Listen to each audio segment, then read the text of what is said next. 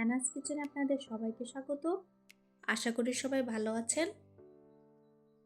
আজকে আমি বানাবো ধনেপাতা ও ক্যাপসিকাম দিয়ে সয়াবিন কারি। এই সয়াবিন কারি বানাতে কি কি উপকরণ লাগবে চলুন দেখে নেই।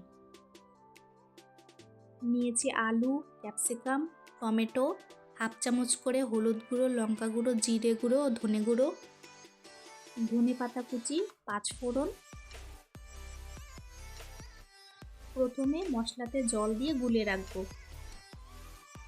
এখন সয়াবিনগুলো হালকা করে সেদ্ধ করে নেব।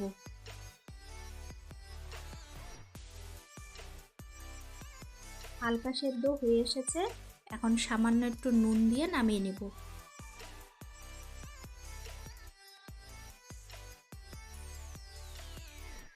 কড়াইতে 1 টেবিল স্পুন তেল দিয়ে সয়াবিনগুলো ভাজতে থাকবো। সয়াবিনগুলো বেশ লাল করে ভেজে নিতে হবে।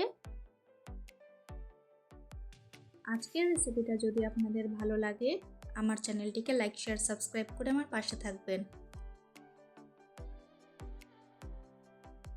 সয়াবিনগুলো ভালো মতো ভাজা হয়ে গেছে, এখন আমি একটি পাত্রে তুলে রাখবো।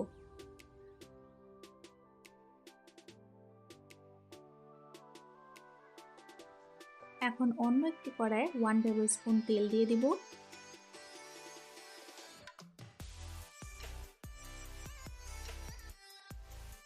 ফোড়নে দিয়ে দিব 5 ফোড়ন।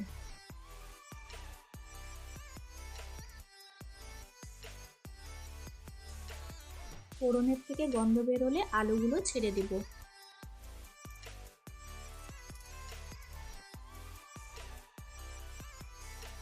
আলুগুলো হালকা করে ভাজা হয়ে গেলে একটি টমেটো দিয়ে দিব।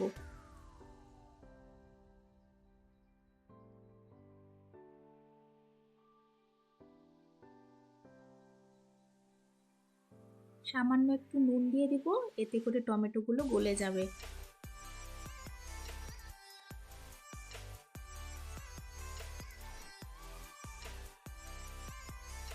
এখন গুলে রাখা মশলাটা দিয়ে দিব।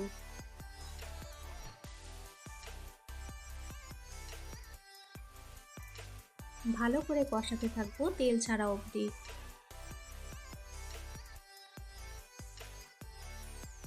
হাফ টিস্পুন মতন চিনি দিয়ে দেব।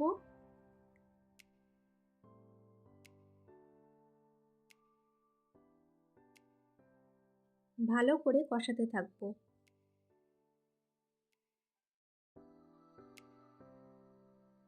মশলা থেকে তেল ছেড়ে এসেছে, এখন হাফ টিস্পুন আদা বাটা দিয়ে দিব।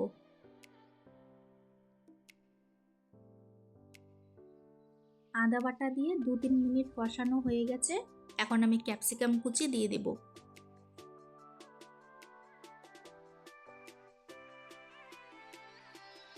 সবকিছু ভালো করে মিশিয়ে নিব।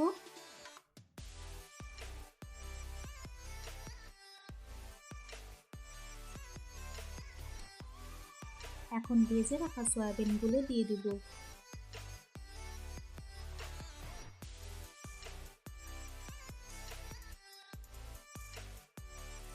এখন হাফ কাপ জল দিয়ে দিব।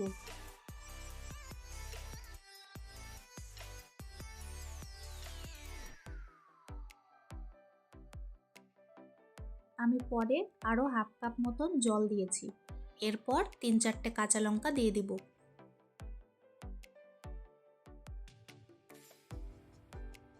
1/4 টিস্পুন গরম মশলা গুঁড়ো ছড়িয়ে দিব।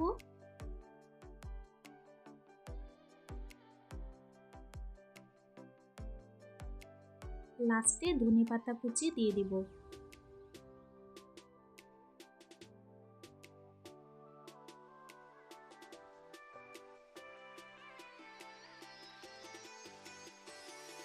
ধনেপাতা কুচি দিয়ে 1 মিনিট মতন ফুটিয়ে নিলেই তৈরি হয়ে গেল আমাদের আজকের রেসিপি ধনেপাতা ক্যাপসিকাম দিয়ে সয়াবিন কারি।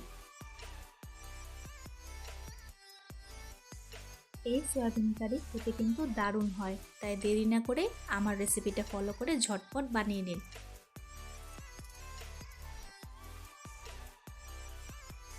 আজকের ভিডিও দেখার জন্য আপনাদের সবাইকে অনেক ধন্যবাদ।